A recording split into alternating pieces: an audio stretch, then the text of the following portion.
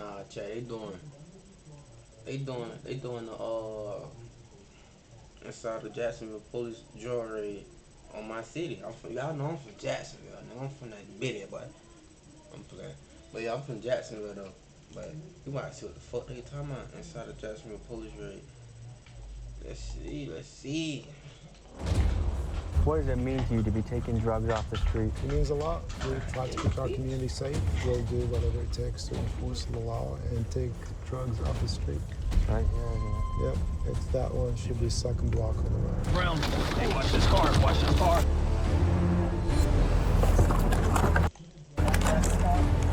Sheriff's office, search warrant! Are they coming?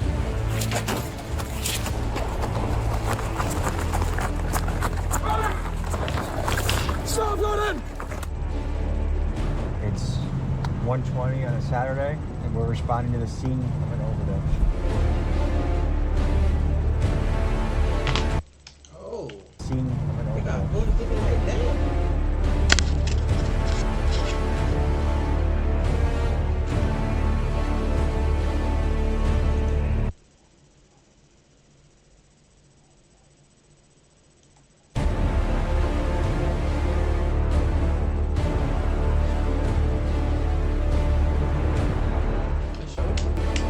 Responding to the scene of an overdose.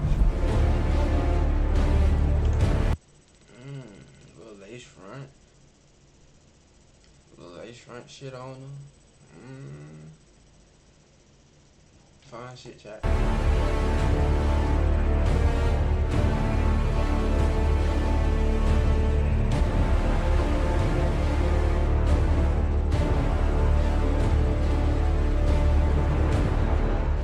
What you just witnessed was an operation from Jacksonville's undercover narcotics unit raiding the house of a suspected drug dealer. You also just saw a snippet of their overdose team investigating a drug-induced death to see if there's a drug dealer that they need to find and charge with a homicide. Currently, Jacksonville law enforcement is receiving nationwide attention for things like cutting their county's homicide rate in half over a one-year period and employing state-of-the-art crime-fighting technology. For a few days, me and the boys embedded with Jacksonville Sheriff's Office to see their methods in action. This video is part one of a three-part series we are releasing, with part one focusing on how Jacksonville fights drug-related crime, and for part two we will be on a night patrol with cops and K-9 units, and for part three we will be looking into how their SWAT team and gang task force tackles murders and gang violence. This, folks, is unprecedented access that we are proud to bring to you. Let's get to it.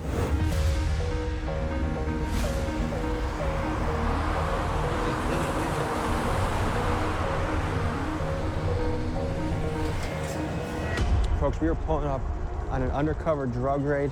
There's a drug task force here in Jacksonville that is really trying to crack down on fentanyl and the problems that drugs bring into a community. This is a blood pumping type of experience. This is something where you breach a door and someone resists. There could be shots fired. You might have to bring in SWAT. You might have to, it's a high pressure job. Let's go in and check this out and see what the next step is. We were walking into an office where undercover officers worked and where their top secret operations were planned. So we were instructed to keep the cameras low until it was time to move out on this raid.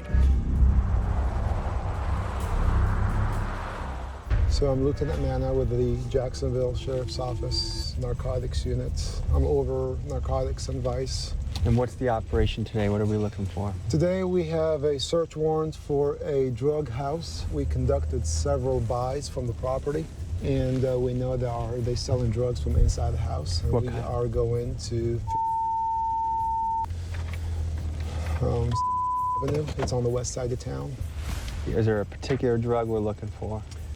We conducted several buys. We bought crack cocaine from there. How many drug raids do you think you've been on in your day? 2, 3 a week. Do we know if the guy living here has many firearms? We haven't seen any, because if we did, it would qualify for SWAT. So the guys, the job they do is very dangerous, especially the first person inside the property, because you just don't know what's behind the closed doors. If you need to throw one of us in as human bait to make the operation go through, just we'll draw a straw as a crew. All right, let's go. What does it mean to you to be taking drugs off the street? It means a lot. We try to keep our community safe, and obviously this is a vicious circle with supply versus demand, but we'll do whatever it takes to enforce the law and take drugs off the street. Do you think you'll ever completely wipe drugs off the street? I think you can put a dent to it. I don't think you can wipe it off completely because there are some, for instance, marijuana is legal in certain states. It's a very tough challenge. Again, it's a vicious circle. It's supply versus demand.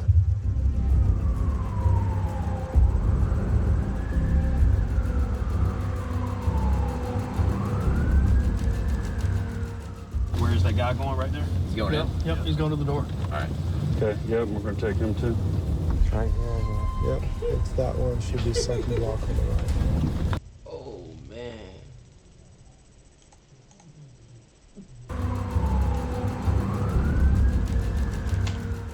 Where's that guy going right there? He's going in? Yep, he's going to the door. All right. Okay, yep, we're gonna take him too. Right here. Yep. Oh, this nigga about to go to jail because he trying to get some dope. Y'all heard that? Yep, he's going to the door. All right. Okay, yep, we're gonna take him too. Yeah, we taking him too. Right here. Yep, it's This that nigga one. trying Should to- be second block. That's crazy. Right. That's crazy. Door looks to, Towards Brown. Hey, watch this car. Watch this car.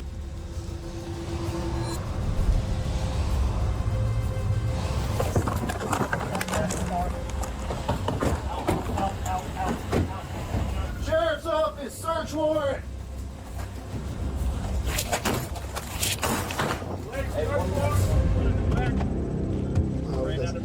There's somebody running in the back door. I got two gray jacket, black pants, another one. They're running, they ran out of the apartment complex. Them boys gonna feet with it. Them boys gonna feet with it. Stop running!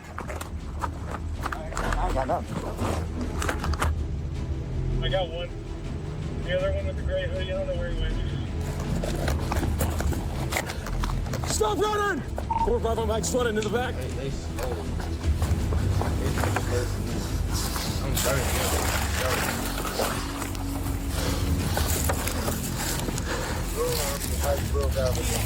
To the ground?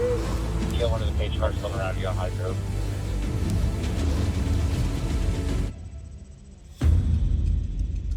Nigga, you slow. How would you go to the ground?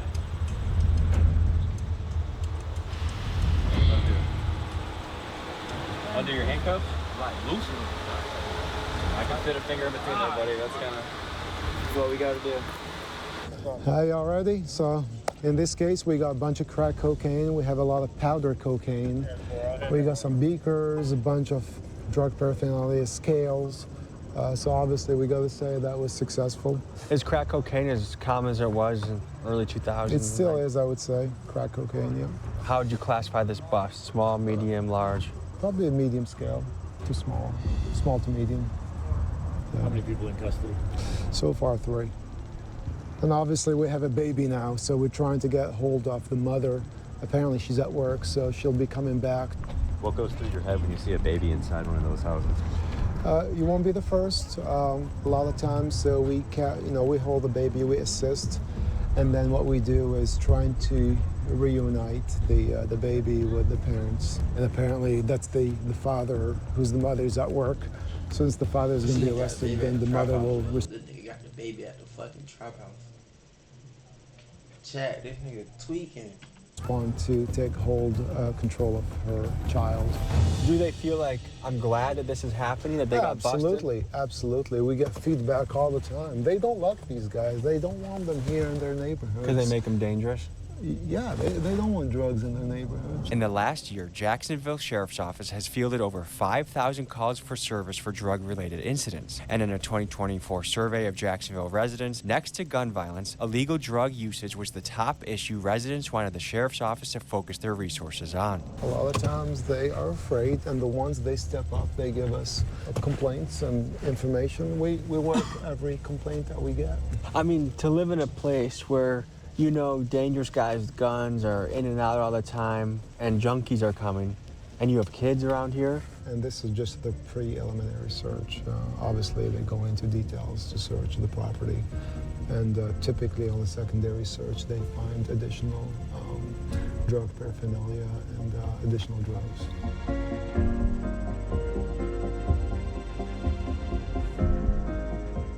Our overdose deaths are down significantly year over year here. This is Vic Michelucci. Previously, he was a Jacksonville investigative journalist who won Crime Reporter of the Year. He left his 14-year career to run communications and media for the Jacksonville Sheriff's Office, and he is the one that opened up the doors for us to be here today. Fewer people are dying.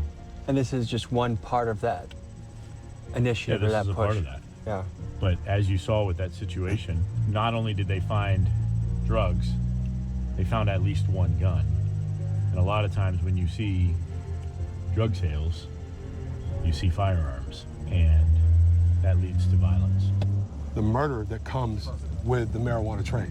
I'm gonna tell you, I've worked murders where a pound of marijuana was stolen, and people get killed for it. It may not seem like a big deal to the populace or to people that are advocates for marijuana, but that's a big deal. One life, I always say to everybody, is too many.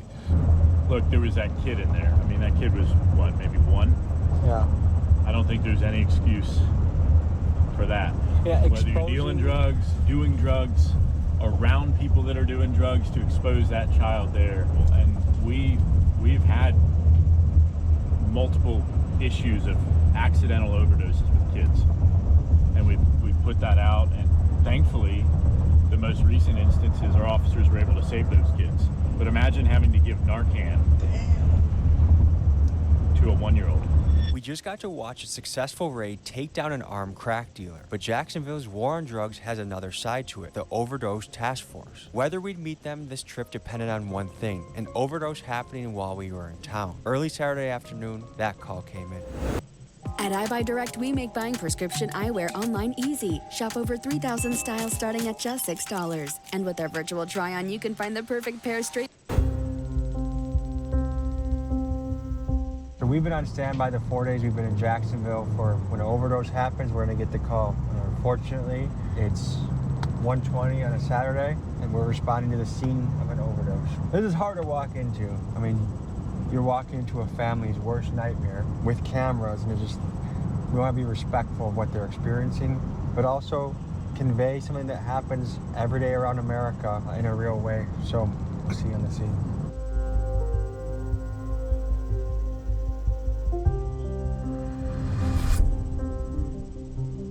Right now the victim is still present, so we're going to allow you guys to come in, just kind of keep a distance.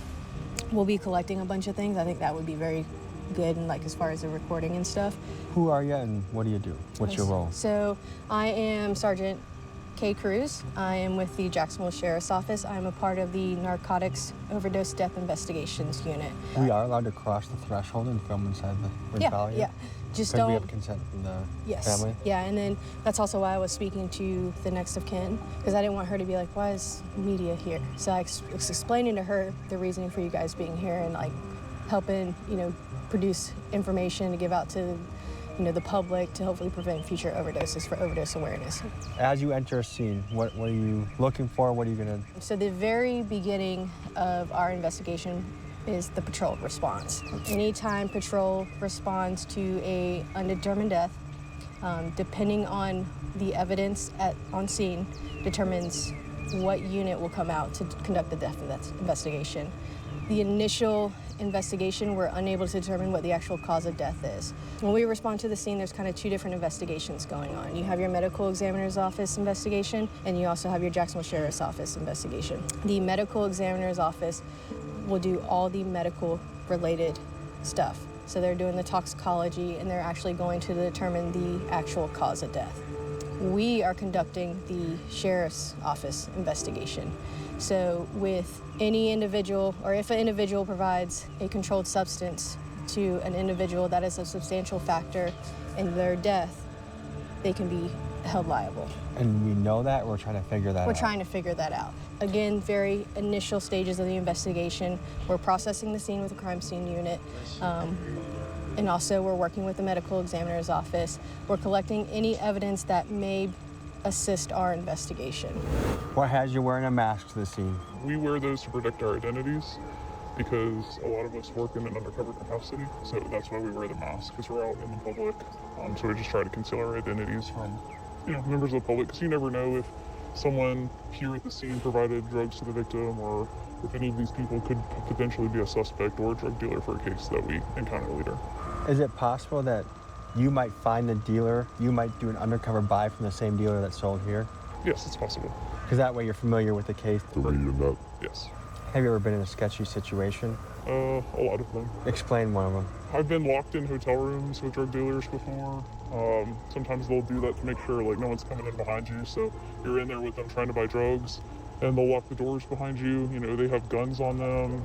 They have drugs there. There was a case in Miami recently where they made an undercover actually smoke fentanyl just to say that he wasn't an undercover. And passed away?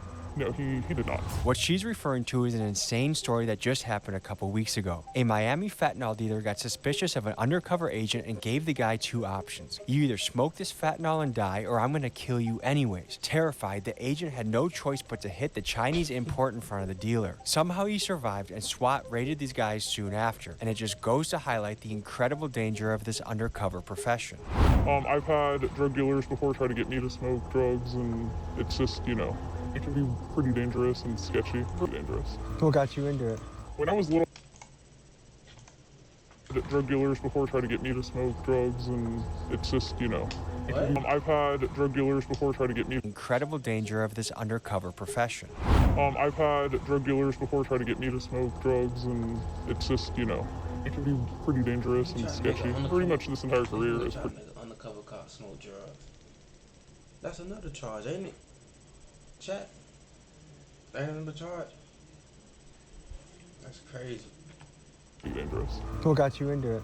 When I was little, I really liked the show Cops. Okay, and I'm not from Jacksonville, but when I was little, I used to watch the episodes, and I remember as a kid seeing the Jacksonville Sheriff's Office episodes and being like, that area in particular, I don't know why, stuck with me, and I was like, that looks like a pretty crazy place to live or work or whatever. We talked to, prior to making entry, we're talking to patrol to provide us with their information that they collected upon their initial response. We're talking to any next of kins that are on scene, and we're also talking to any complainants or witnesses. We're just trying to gather what happened before police were called to the scene. For this particular structure, the room where the victim was located is from the back. You guys can follow me and we'll go inside.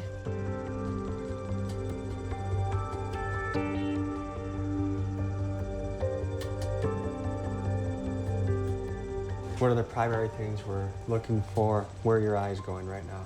So eyes are going in the immediate area where the victim was located, but also like common areas of the house, living room, bathroom.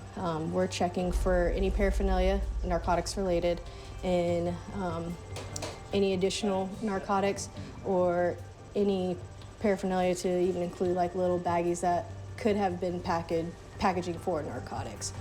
I've been working narcotics related investigations. I be wondering like why people be taking fentanyl when you know it's gonna kill you. I don't get that, Jack. Why niggas do that? Like, they take fentanyl knowing it's gonna kill you. Knowing it. Investigations for a little over 7 years now. I've been working narcotics overdose death investigations for approximately 3.5, 4 years. What got you into the overdose unit? I enjoyed working narcotics investigations. I noticed that before the creation of this unit, homicide was responding to these types of investigations. And prior, this was kind of before it became, we fell under the Florida State statute of murder. Once we started falling under that Florida State statute, we were able to dig deeper into different types of investigations. Florida lawmakers are not alone in expressing the sentiment that a drug dealer should be subjected to harsh penalties, particularly if they can be... drug dealers gonna get life penalties. I mean, that's not a thing yet, but the old Trump trying to do, he trying to put niggas, he trying to give drug dealers, like, what that shit called? Death penalties. Yeah, I think that's what it's called, death penalties. That's crazy. If they get that law, oh, boy, your ass better be a civilian, boy. You better not sell a gram of weed, dope, nothing. If they make that a true law, boy, your ass better get you a job, twin. No doubt. Tied to an overdose death. In fact, just recently, Trump made headlines again by stating his long-term position that drug dealers should receive the death penalty. Unless you have the death penalty for drug dealers, you'll never get rid of the drug problem. Put that through your head. As someone who knows the drug dealing black market much better than Trump, I think the numbers he's throwing out are extreme exaggerations that have no root or basis in fact. A drug dealer will kill 2,000, 3,000, 5,000 people during the course of his or her life. It really depends on what someone's selling. If someone has sold fentanyl, obviously they have a much higher chance of causing an overdose death. But for some guy trapping weed, it is actually impossible that anyone has died as a result of his drug. It says on the DEA's own website that no one has overdosed from marijuana, and yet it's still a Schedule I drug. However, I do agree that a drug dealer needs to be held liable if what he sells kills someone. The question is, to what extent? What do you guys think in the comments? Should a drug dealer be given a death sentence if they cause an overdose death? I found interest in not only... What y'all think, Chad? Should they? If you get caught, you get caught. I don't think death penalty. Well, they trying to make the world more better place, yeah. It is what it is, man. They gonna still sell drugs. Don't got them folks don't give a fuck about no death penalty.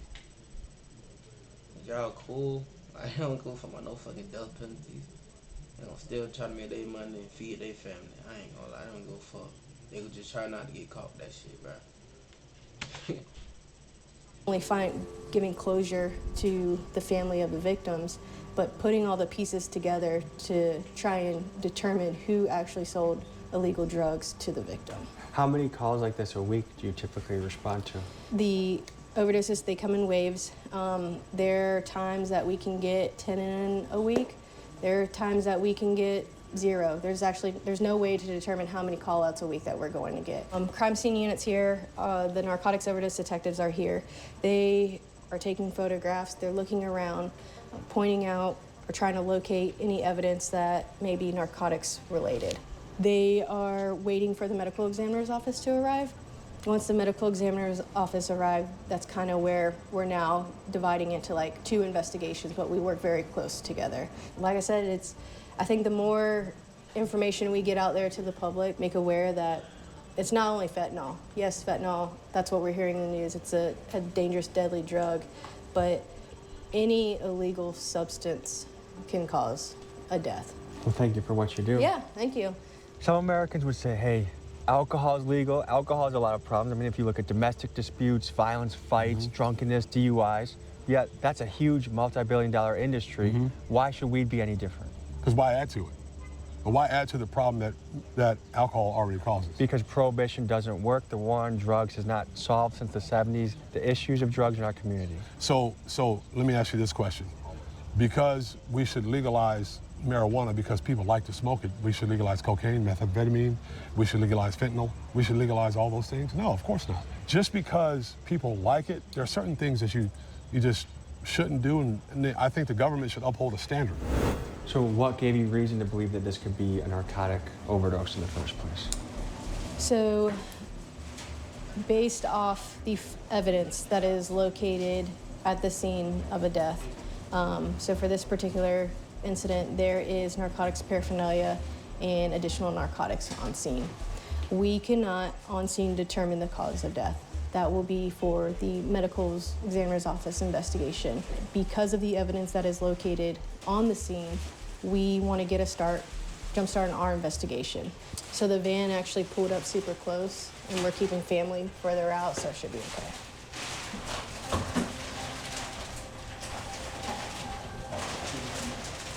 I don't know how you guys do this day in and day out. I suppose just like anything, the more that you see it, the more that you adapt to it. And like I said, with these investigations, it affects the family more than anything.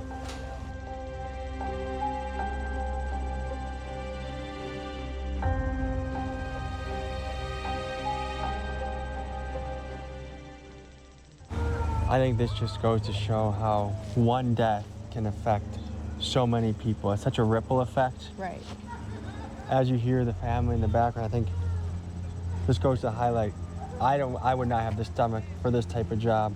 And there's the fact that people like you are boots on the ground and see some of this, look death in the face almost on a daily basis sometimes, and have to deal with families and all the thing that come with it. I mean, right, I will say that making that next of kin notification is the worst part about our job, because we're having to tell a loved one that their loved one is no longer here.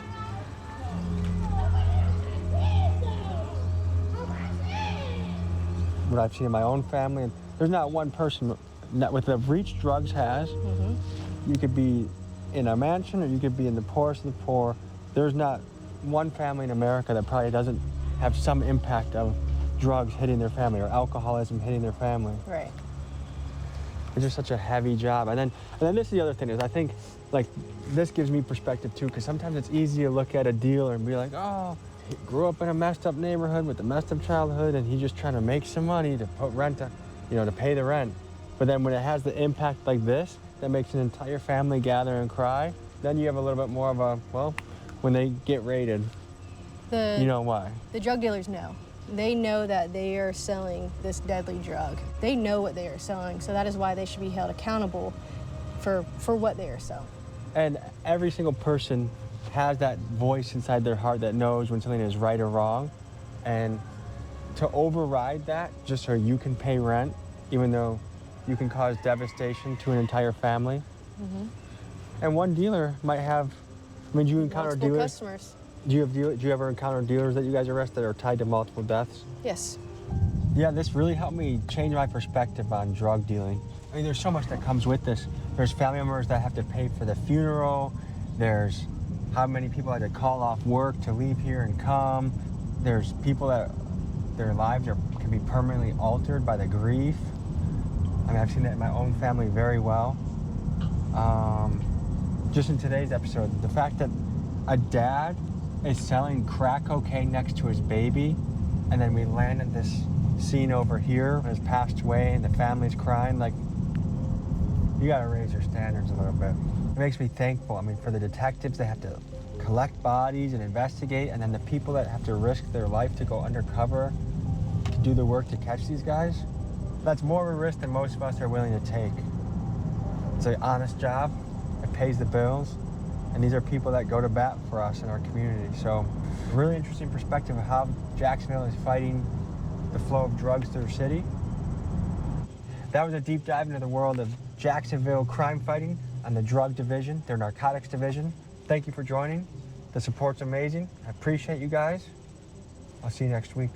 Thank you. Folks, you just saw a glimpse of what Jacksonville law enforcement does. And next week, we'll dive even deeper, doing a night patrol episode that involves a kidnapping call, going out on a mission with a K-9 unit, catching a live burglary in action, and much, much more. We will also take a deeper look at the secret sauce that has driven Jacksonville to be a place where the homicide rate has dropped in half, something that is nearly unheard of across the country. And folks, a reminder, if you want to pick up the freshest merch on YouTube with the Underworld collection and the Big Dogs Gotta Eat collection, my website link is in the description. And finally, if you want to become a Patreon subscriber for extended cuts, exclusive clips, and see things weeks before the episode drops, that is all. Nah, that sound crazy, child. I ain't gonna lie, that fentanyl shit ain't nothing to play with. Boy, if you got a family and remember on that fentanyl, man, just get their ass help, boy. You don't want to see them overdose, boy, because it just take that little ass bit for your ass to die, chat, on God.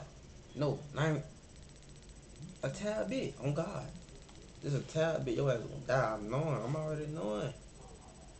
I'm from that way on the corner, you know? That fentanyl, but that shit, nothing. That's the most deadly drugs. Your ass gonna die fucking with that fentanyl, man. Y'all better, if y'all got a family with that shit, man, save them, man. Save your ass. For sure, for sure. That was good at video, though. I ain't gonna lie, chat.